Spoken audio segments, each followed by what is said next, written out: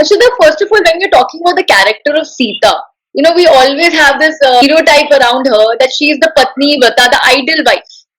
And we look at her as somebody who's sacrificing all her life. She sacrificed this comfort of her palace, goes out in the forest, and then she was kidnapped. And just because people were not able to accept her, she was made to let go, and she goes to the forest. So she's the ideal wife, she's the ideal queen. She's doing everything to please everybody around her. So this is the Right. character of the understanding of the character we have. But there's another part of Sita which we don't talk about. Though in Ramayana, there is a lot of emphasis on Rama as a god and reincarnation of God Vishnu, the greatness and sacrifice of Sita cannot be undermined. No other character till date is able to weave such a strong sense of individuality around her and has set such an extraordinary trail that even today she is a subject of generational curiosity and research. So let's discuss Sita on an outer frame considering the SWOT analysis. So Yes. that would be strength, weakness, opportunity, and threat. In royal palaces filled with comfort and luxury, Sita decided to join Rama on the 12-year exile period. This was her own personal decision. So this shows us that she was quite firm in her decision making and outspoken. So she's not the timid, submissive lady we all perceive her generally to be. Really nowadays we come across issues where people have a low morale or they fall into depression. But over here we get to know from Sita that how she managed to survive on her mental skills, on her mental power. In her parents' home, she used to move the Shiva Dhanush at a very tender age, which all the gods and demigods together could not lift. Even when Ram and Lakshmana in the exile used to go out for visiting Rishi Munis or hunting, she used to be alone in her home. And this character can never be classified as a weak person or as someone who is a dependent person. And even if you come to speak about Sita, she was a very intelligent woman. Like most of the traditional board games were invented by Sita when she was held as a captive in Ashok Vatika by Ravana. Now it really takes a genius not only to invent a game that is played alone by the person, but the entire society plays it. So when she was held as a captive in the Ashok Vatika, she was exploring her creativity, and that itself is a challenge to do. Like when you're surrounded in such a situation, you are busy exploring your creativity. It's not that simple, Drishti. So I feel that Sita was optimistic, full of life, and somewhere she used to paint a larger than life picture. So there's a talk about Agni Pariksha. The women always have to go through it. In society, it's always, it's referred to as, that Sita was made to go through Agni Pariksha. Women, the life is difficult for us. Just because, look at Sita, she was a queen, she was loved and everything. And then again, she was made to suffer. Then you see her, we put her a character in a box where, she's somebody who was always tested, though she Right. was all these things, but she was tested. So what is it that you think was different with her than what we refer to today? The one thing that was constant in Ramayana is Sita's commitment to life and her dharma. Even when her purity is put to test, she moved forward to prove herself instead of cribbing or like accusing anyone about it. So generally, if we just go back a little, how this Agni Pariksha started, it was because she was held as a captive by Ravana in Ashok Vatika. But generally, Ramayana depicts Sita as a subject of captivity, someone who is imprisoned and looking up to someone to rescue her or Rama to rescue her. But Sita, even though she was held as a captive by Ravana, she never surrendered to him. Even in her captivity, she never consumed a drop of water or food, surviving on the divine nectar given to her by Lord Indra. When Queen Mandodari used to send her blankets, garments, jewelry, she refused everything. She continued to be dressed in the divine garments that kept her ever fresh and clean. Now, it is a reference in Valmiki Ramayana that these were gifted to her by Anusaya, the wife of Atri Rishi.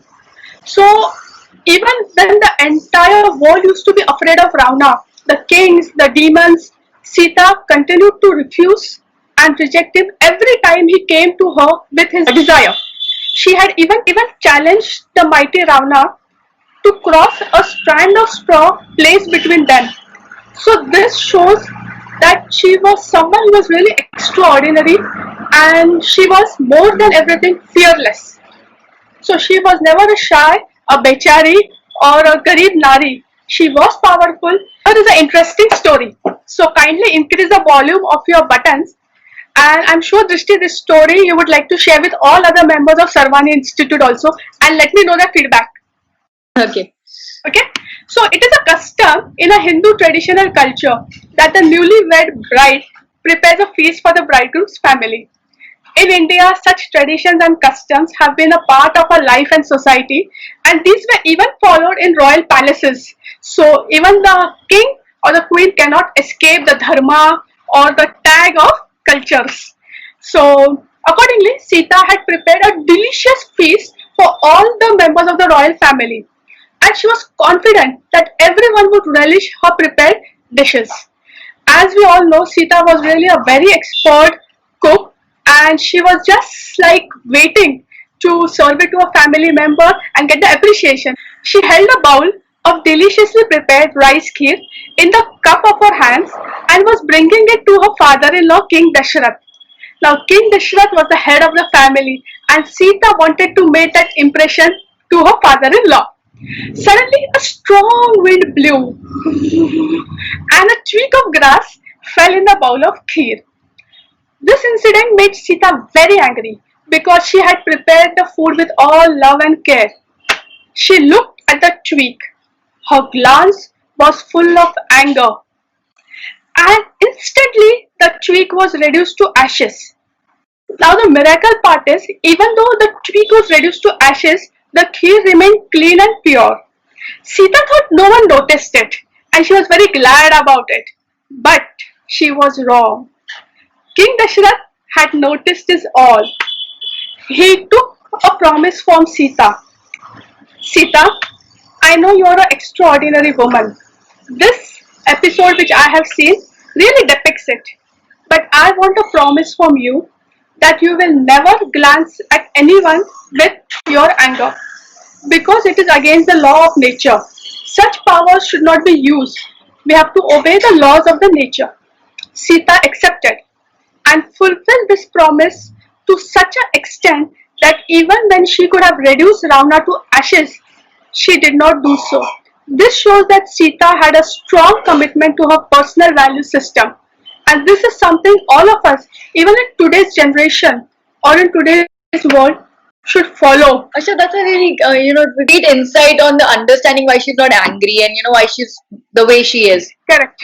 Now, in the end, I would like to ask you, Ashna, what do you feel that made Bichari Abla, the ideal wife who sacrificed everything, and how you think that can change now? All of these stereotypes were formed like when the story used to be passed on from one generation to other. Such stereotypes automatically got filtered down and filtered out from one generation to another. But right now we can rethink on certain aspects and try to bring in new insights. So these insights can change our perception about Sita. Like Ramayana is a journey of Rama or soul, and we really need strength or energy to carry out this journey. Sita is this energy. She is the energy that connects us with our Rama. So Sita can be looked upon as a medium to connect us with our inner core. So in Ramayana, she just appears to us like consciousness, connects us with our Rama, and suddenly disappears back into the five elements. So this is how the journey of Ramayana is eternal, without a beginning or an end. And these insights are really more valuable than even a Harvard degree or any qualification. Was Harshada telling you all how you can look at Sita in a different light? This is the best thing about epics. The layers to the characters in all our epics. This is a beautiful thing about Indian mythology, and this is something that personally interests me. I think there's a lot to learn. There's so much wisdom in the Hindu mythology, and all these characters are somebody that we can learn from. Here, it was about Sita, And soon, I hope we see you in other episode where we talk about Indian mythology and how women are in Indian mythology.